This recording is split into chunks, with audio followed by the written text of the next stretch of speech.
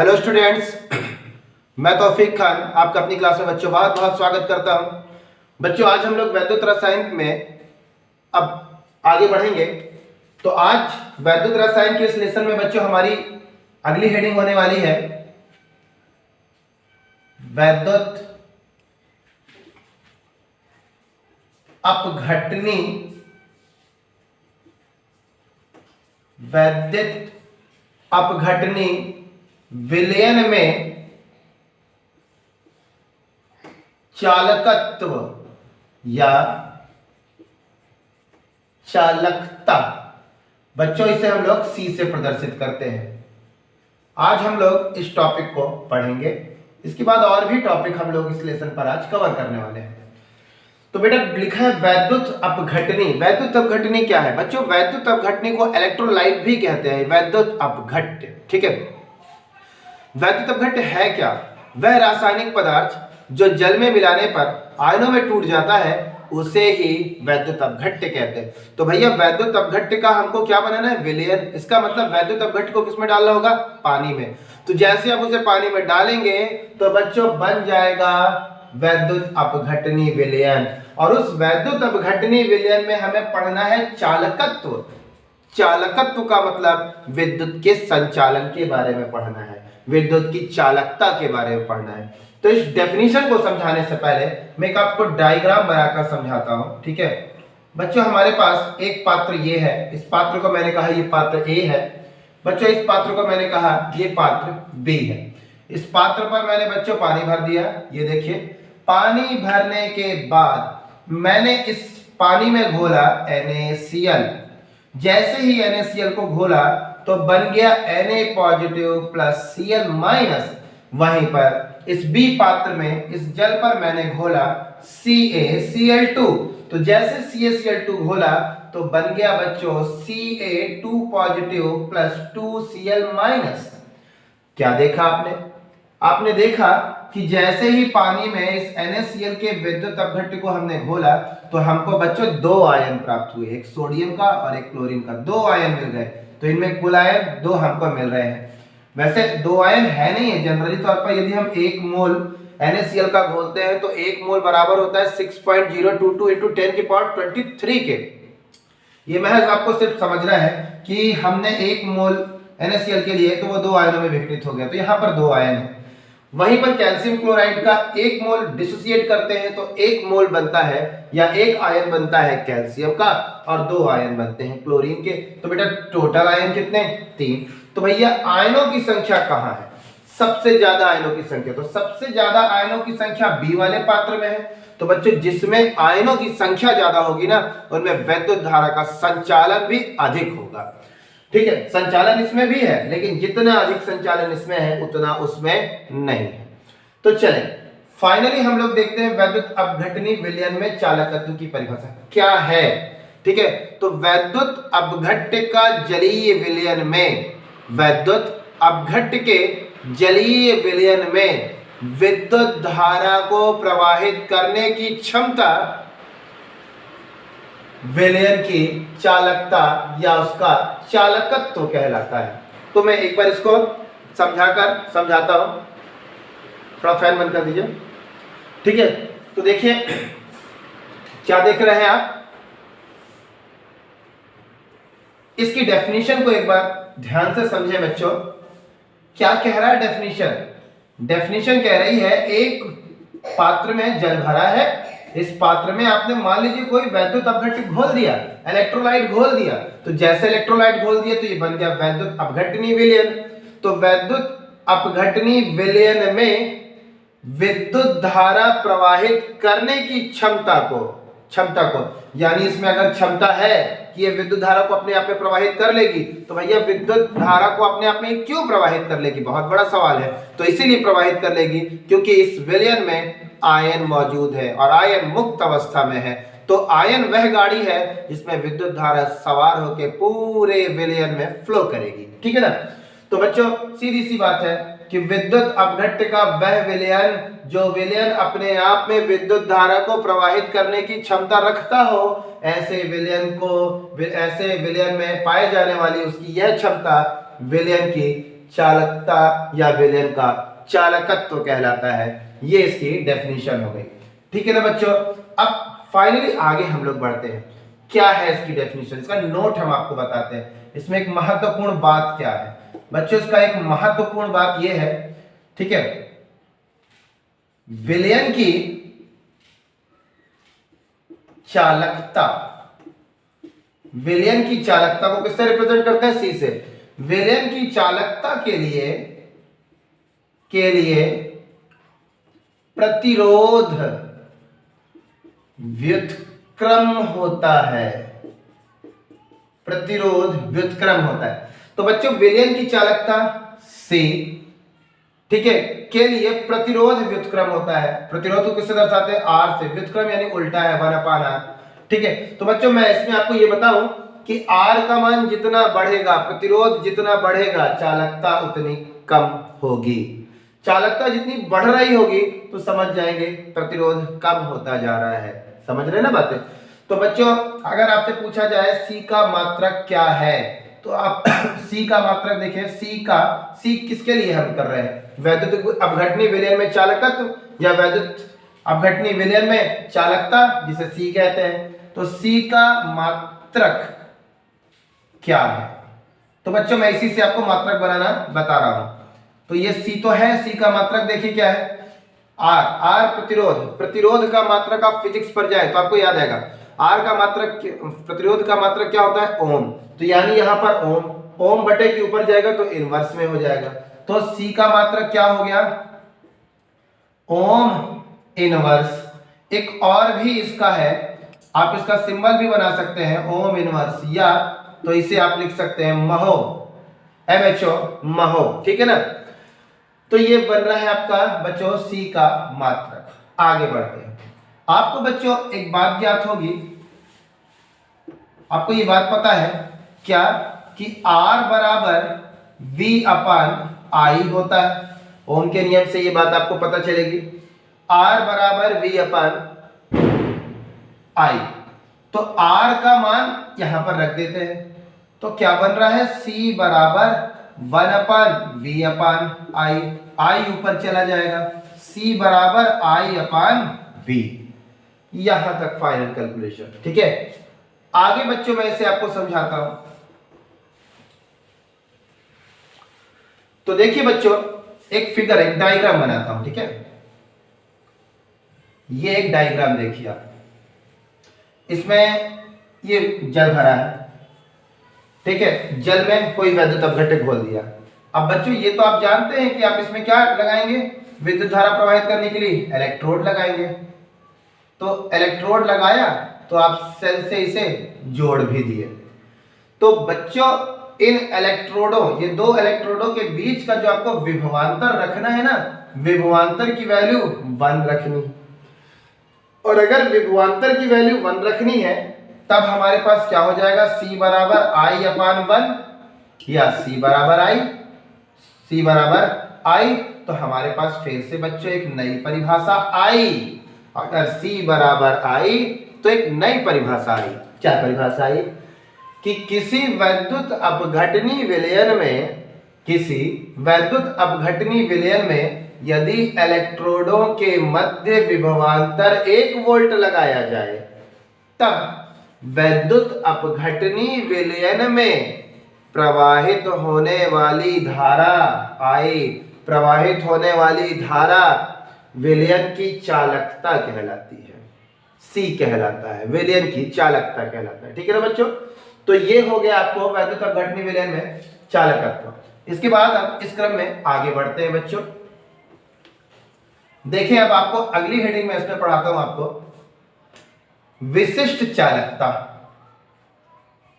विशिष्ट चालकता, इसे विशिष्ट चालकत्व भी कह सकते हैं। विशिष्ट चालकत्व को किससे प्रदर्शित करते हैं बच्चों, इसे हम लोग कप्पा से प्रदर्शित करते हैं। कप्पा बेटा ये के जैसा दिख जरूर रहा है लेकिन ये के है नहीं। ठीक है ना, ये के है नहीं, इसे कप्पा कहते हैं। तो कप्पा हो सकता है इसी कप्पा से इंस्पायर होकर कटप्पा रखा गया हो, ठीक है, लेकिन ऐसा कुछ है नहीं है।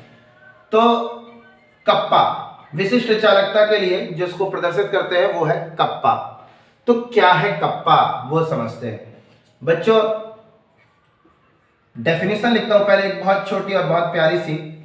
विशिष्ट प्रतिरोध, विशिष्ट प्रतिरोध के व्युत्क्रम को, विशिष्ट प्रतिरोध के व्युत्क्रम को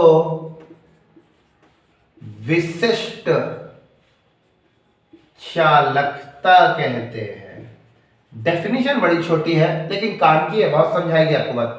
विशिष्ट प्रतिरोध के व्युत्क्रम को विशिष्ट चालकता कहते हैं। यानी ये जो कप्पा है विशिष्ट प्रतिरोध का व्युत्क्रम है, विशिष्ट प्रतिरोध का व्युत्क्रम है। विशिष्ट प्रतिरोध को किससे दर्शाते हैं? रो से, ठीक है। और रो जो है हमारा व्युत्क्रम में है, यानी 1/रो, ठीक है, पी जैसा होता है। जहां पर ये रो बराबर है विशिष्ट प्रतिरोध। बच्चों विशिष्ट प्रतिरोध है क्या? बात आएगी सर विशिष्ट प्रतिरोध क्या है।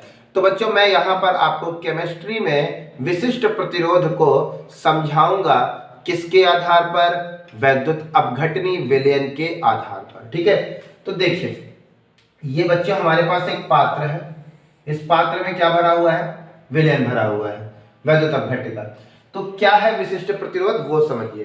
किसी वैद्युत अपघटनी विलयन, किसी वैद्युत अपघटनी विलयन के एकांक आयतन में, एकांक आयतन में जितना विलयन आता है उस विलयन के प्रतिरोध को, उस विलयन के प्रतिरोध को विशिष्ट प्रतिरोध कहते हैं। तथा एकांक आयतन में उपस्थित विलयन, एकांक आयतन में उपस्थित विलयन के आयतन में जो विद्युत धारा प्रवाहित होती है उसे ही विशिष्ट चालकता या विशिष्ट चालकत्व कहते हैं, ठीक है ना। तो फिर बात आएगी सर एकांक आयतन कैसे जानेंगे। तो बच्चों हमारे पास ये पात्र है, इसमें हम एकांक आयतन कैसे निकालेंगे। तो हम एक क्यूबिक स्ट्रक्चर बना लेते हैं, ये ठीक है, एक क्यूबिक स्ट्रक्चर बनाया, ये देखिए क्यूब जैसा एक स्ट्रक्चर बनाया। ध्यान रखेंगे ये जो क्यूबिक स्ट्रक्चर है ना, इसकी सभी भुजाएं 1 सेंटीमीटर की होंगी, लंबाई भी 1 सेंटीमीटर, चौड़ाई भी 1 सेंटीमीटर, ऊंचाई भी 1 सेंटीमीटर, सब 1 सेंटीमीटर की है। तो यही है एकांक आयतन, ठीक है। इसी को 1 घन सेंटीमीटर भी कह सकते हैं। तो ऐसे भी बोल सकते हैं किसी वैद्युत अपघटनी विलयन के 1 घन सेंटीमीटर में, या 1 घन मीटर भी ले सकते हैं, 1 घन सेंटीमीटर या 1 घन मीटर में जितना विलयन आता है उस विलयन के प्रतिरोध को विशिष्ट प्रतिरोध कहते हैं। जबकि 1 घन सेंटीमीटर, 1 घन सेंटीमीटर में जितना विलयन का आयतन है, यानी जितना विलयन है, जितना विलयन का आयतन है उनमें प्रवाहित होने वाली धारा को विशिष्ट चालकता कहते हैं, ठीक है ना बच्चों। आगे बढ़ते हैं बच्चों, हमारे पास कप्पा का एक और फार्मूला है, कप्पा बराबर CLA/A। क्लियर है बात? तो ठीक है बच्चों। तो बच्चों जहां पर कप्पा तो आप जानते हैं विशिष्ट चालकता, मैं यहां पर लिखता भी जा रहा हूं, जहां कप्पा बराबर विशिष्ट चालकता, C विलयन की चालकता है ये, जहां L 2 इलेक्ट्रोड के बीच की दूरी और A इलेक्ट्रोड के अनुप्रस्थ, अनुप्रस्थ काट का क्षेत्रफल, ठीक है ना बच्चों। ये वैल्यू हमको यहां से मिल गई। चलिए आगे देखते हैं। तो ठीक है बच्चों, अब एक एक बातें आपको समझाता हूं। L क्या है? 2 इलेक्ट्रोड के बीच की दूरी क्या है वो समझते हैं बच्चों। जैसे मैं यहां पर एक डायग्राम बनाता हूं, वो ध्यान से आप देखें। देखिए क्या डायग्राम, जैसे ये है हमारा वैद्युत अपघटनी विलयन, इस पे आपने जो इलेक्ट्रोड लगाया है, इन इलेक्ट्रोडों को आपने किससे जोड़ा है, सेल से जोड़ा है। तो इस इलेक्ट्रोड के बीच की जो लंबाई है ना, इसी को एल कहते हैं। तथा कह रहा है इलेक्ट्रोड के अनुप्रस्थ काट का क्षेत्रफल। अब अनुप्रस्थ काट क्या है वो सुने, तो मैं आपको समझाता हूं। जैसे देखिए, इस क्यूब से समझाने की कोशिश करता हूं। ये क्यूब आप देख रहे हैं, ये क्यूब देख रहे हैं ना। अब आप इस प्रकार, ये जो है ये लंबाई है, सामने देख रहे हैं ये लंबाई है। अब इस लंबाई को सम्मुख रखकर, ठीक है, हम लंबवत इसको काटेंगे, लंबवत बिल्कुल ऐसा ऐसा काटेंगे, तो ये पूरी तरीके से कट के अलग हो जाएगा। और जब कट के अलग होगा तो इसको हम ऐसे पलट कर देखेंगे, तो ये कटे हुए भाग को ही अनुप्रस्थ काट कहते हैं। ठीक है ना बच्चों। तो अनुप्रस्थ काट आप जान गए क्या है। आगे बढ़ते हैं, इसको और दूसरे तरीके दिखाता हूं आपको। जैसे ये है हमारे पास क्या, एक बेलन, इस बेलन पर मैंने साइड पर लगा दिया इलेक्ट्रोड, ये लग गया इलेक्ट्रोड, और ये इलेक्ट्रोड जो है आपका एक सेल से जुड़ा हुआ है। इनमें क्या भरा हुआ है, वैद्युत अपघटनी विलयन। ये इलेक्ट्रोड कटा हुआ हिस्सा, अनुप्रस्थ काट का क्षेत्रफल, देख रहे हैं ना। चलिए फिर इसके बाद इसे हम लोग अब सॉल्व करते हैं आगे। इस डायग्राम को मैं मिटा रहा हूं, ठीक है, उसे लिखे रहने देते हैं। बच्चों अगर मैं कहूं कि मेरे पास L बराबर, मैं लिखता हूं यहां पर, यदि L बराबर 1 सेंटीमीटर तथा A बराबर 1 सेंटीमीटर स्क्वायर है, तो कह रहा है यदि L बराबर 1 सेंटीमीटर, इलेक्ट्रोड के बीच की लंबाई 1 सेंटीमीटर, अनुप्रस्थ काट का जो क्षेत्रफल है वो 1 सेंटीमीटर स्क्वायर, ठीक है, तब कप्पा बराबर क्या होगा, C इंटू 1 का मल्टीप्लाई C में करेंगे तो C ही रहेगा, कोई परिवर्तन नहीं होगा। फिर A कितना है 1 लिखेंगे, 1 का कोई भी परिवर्तन ऊपर नहीं पड़ेगा, तो बच्चों हो गया हमारे पास K is equal to C। तो भैया K बराबर C आया। अब ये K बराबर C क्या है वो देखें, इसको समझिए, ये भी एक डेफिनेशन है। तो क्या है ये देखिए कि किसी वैद्युत अपघटनी विलयन में लगाए गए दो इलेक्ट्रोडों के बीच की दूरी यदि 1 सेंटीमीटर हो तथा अनुप्रस्थ काट का क्षेत्रफल यदि 1 सेंटीमीटर हो, तब वैद्युत अपघटनी विलयन में, या तब वैद्युत अपघटनी विलयन की जो चालकता होगी, वैद्युत अपघटनी विलयन की जो चालकता होगी, चालकता का मतलब विद्युत धारा प्रवाहित करने की क्षमता, ठीक है, तो विलयन की जो चालकता होगी वो विशिष्ट चालकता कहलाती है, विशिष्ट चालकता कहलाती है। ये डेफिनेशन आपकी क्लियर हो गई, ठीक है। हमारे पास विशिष्ट प्रतिरोध का मात्रक क्या है बच्चों, है ना, तो कप्पा का, ये जो कप्पा है इसका मात्रक, यहां पर आप कप्पा की जगह पर विशिष्ट चालकता भी लिख सकते हैं। तो क्या है आपका इसका मात्रक बच्चों, ये है आपका ओम इनवर्स सेंटीमीटर इनवर्स, या तो लिख सकते हैं आप ओम का साइन इनवर्स सेंटीमीटर इनवर्स, या तो आप लिख सकते हैं महो सेंटीमीटर इनवर्स, या तो आप लिख सकते हैं साइमन सेंटीमीटर इनवर्स। ये है आपका विशिष्ट चालकता, और विशिष्ट चालकता की दो परिभाषाएं मैंने आपको दी तथा उसका मात्रक, ठीक है। तो अब इसके बाद आगे बढ़ते हैं बच्चों। अब इस टॉपिक पर मैं आपको पढ़ाऊंगा सेल नियतांक, ठीक है बच्चों, सेल नियतांक। मैं हेडिंग बना रहा हूं सेल नियतांक, सेल कांस्टेंट। क्या है सेल नियतांक, समझाता हूं आपको। सूत्र, जो अभी मैंने सूत्र बनाया, सूत्र कप्पा बराबर CL अपान A में L अपान A को ही सेल नियतांक कहते हैं, ठीक है। तो बस सीधी सी बात है, हमारे पास जो विशिष्ट चालकता का सूत्र है, उस विशिष्ट चालकता में जो L/A का प्रयोग होता है वही L/A को ही सेल नियतांक कहते हैं। ये तो एक जनरली थोड़ी सी बात है। डेफिनेशन क्या है सेल नियतांक की वो सुनिए। L आपको पता है दो इलेक्ट्रोड के बीच की दूरी, A आपको पता है इलेक्ट्रोडों के अनुप्रस्थ काट का क्षेत्रफल। डेफिनेशन क्या बनेगी, किन्हीं वैद्युत अपघटनीय विलयन में दो इलेक्ट्रोडों के बीच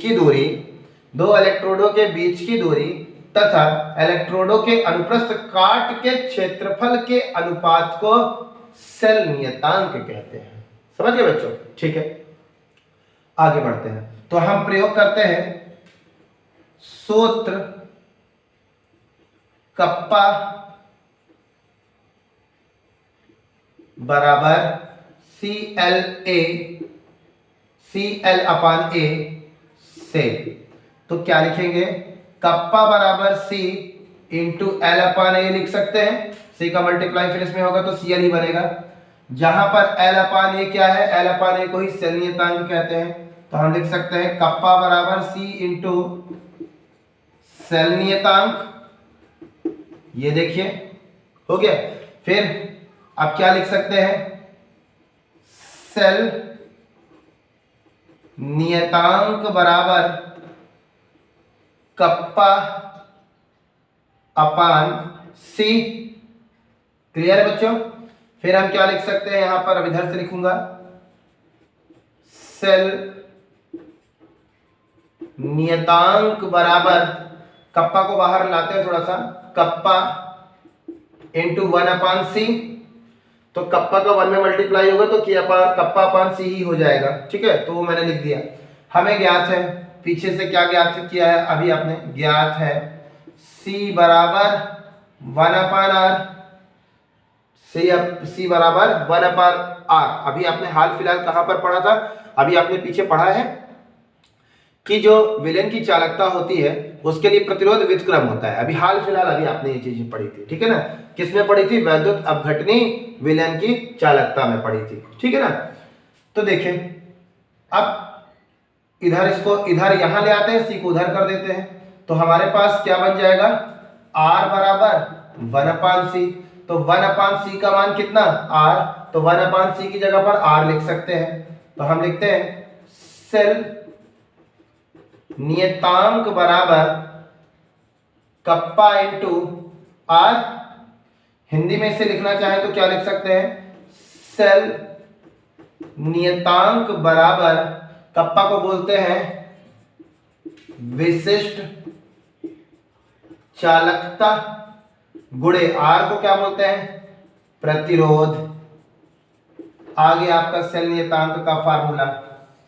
ठीक है, तो बच्चों सेल नियतांक का मात्रक क्या होता है, इसका मात्रक, सेल नियतांक का जो मात्रक है सेंटीमीटर इनवर्स या मीटर इनवर्स, इस प्रकार इसके मात्रक है।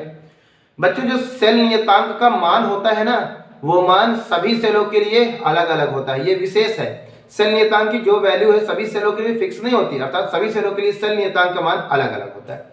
तो बच्चों आज की यहाँ पर हमारी क्लास कंप्लीट हुई। उम्मीद है आपको क्लास समझ में आएगी। धन्यवाद।